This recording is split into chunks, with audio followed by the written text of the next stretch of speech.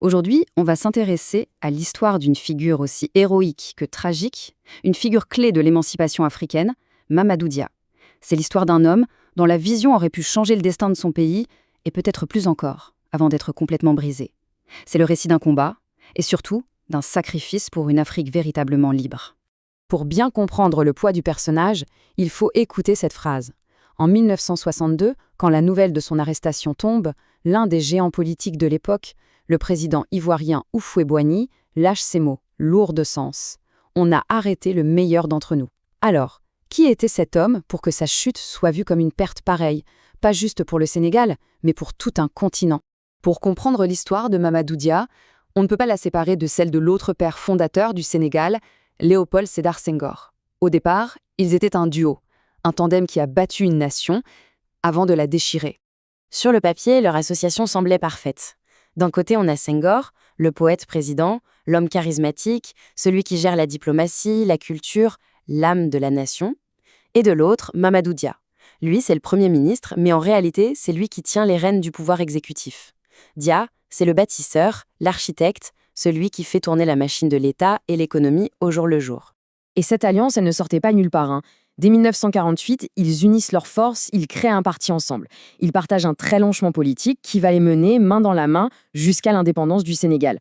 Au début, on a vraiment l'impression qu'ils parlent d'une seule et même voix. Mais voilà, cette belle unité n'était qu'une façade.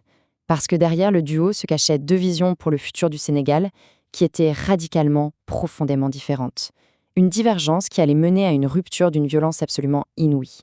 Au cœur de cette rupture, il y a un concept, le socialisme autogestionnaire. Bon, ça peut paraître un peu technique, mais pour Mamadou Dia, c'était très simple. Sa conviction, c'était à quoi ça sert d'avoir une indépendance politique, un drapeau et un hymne, si notre économie reste contrôlée par l'ancienne puissance coloniale. Il ne voulait pas d'une souveraineté de façade, il voulait une souveraineté réelle, économique. Et son plan, il était très concret et pour l'époque, carrément révolutionnaire. Il voulait 1. Démanteler ce qu'on appelait l'économie de traite, cet héritage direct de la colonisation. 2. Redonner le pouvoir aux paysans avec un énorme réseau de coopératives.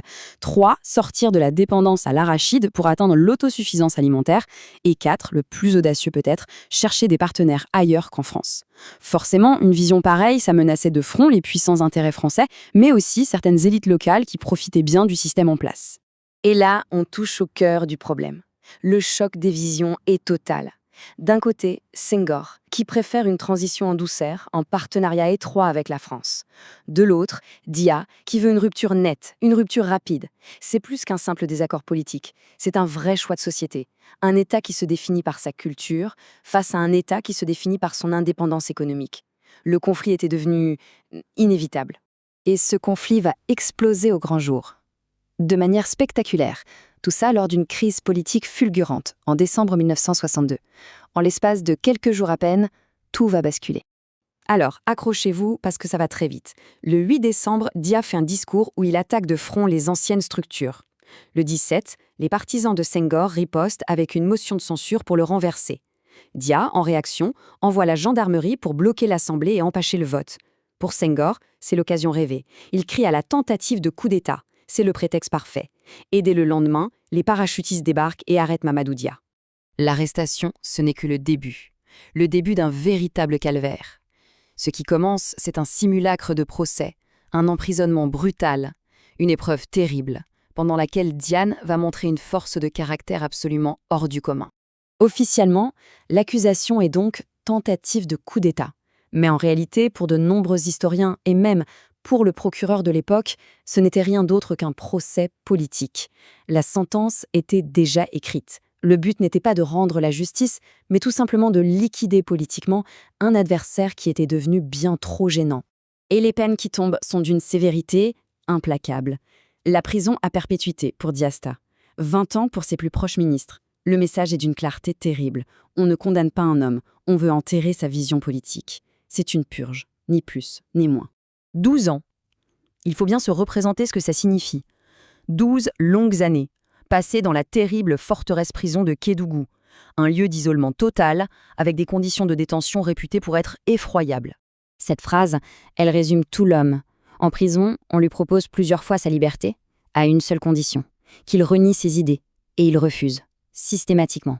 Il préfère rester libre dans sa tête, en prison, plutôt que d'être un prisonnier de ses propres reniements, dehors. C'est durant cette captivité qu'il va payer le prix ultime. Faute de soins appropriés, il va perdre la vue. Un sacrifice immense, personnel, absolu. Mais on ne peut pas effacer l'histoire aussi facilement. Après sa libération, loin de s'éteindre, l'héritage de Mamadou Dia va renaître, et finalement il va même finir par s'imposer. Quand il sort de prison en 1974, il n'est plus un acteur politique de premier plan, c'est vrai, mais il est devenu bien plus que ça. Il s'est transformé en une figure morale, une référence intellectuelle respectée de tous. L'ancien prisonnier politique est devenu la conscience de la nation. Et puis, 30 ans après les faits, arrive le coup de théâtre, une véritable bombe. Le général qui avait été chargé de son arrestation à l'époque, un témoin clé, prend la parole et l'avoue. Toute cette histoire de coup d'État était une pure fabulation. C'est une réhabilitation historique spectaculaire. Sa réhabilitation s'est faite en plusieurs étapes. Il y a d'abord eu la pression internationale pendant qu'il était en prison, avec des voix immenses comme Jean-Paul Sartre ou le pape Jean XXIII. Ensuite, il y a eu ses aveux, comme ceux du général Diallo, qui ont rétabli la vérité des faits. Et enfin, bien après sa mort, la reconnaissance officielle, tardive mais essentielle, de l'État sénégalais. Et quel symbole plus puissant que celui-ci pour achever cette réhabilitation. À Dakar, une artère majeure, qui portait le nom de l'ancien président français, Charles de Gaulle, a été rebaptisée boulevard Mamadou Dia. C'est un geste immense qui ancre enfin son héritage dans la pierre et dans la mémoire collective du Sénégal. Alors au final, est-ce qu'on peut dire que la vision de Mamadou Dia a été vaincue en 1962 ou est-ce que son sacrifice a simplement planté des graines? Les graines d'une souveraineté réelle, d'une émancipation totale qui aujourd'hui encore continue de germer à travers le continent. La question, elle, reste bien ouverte.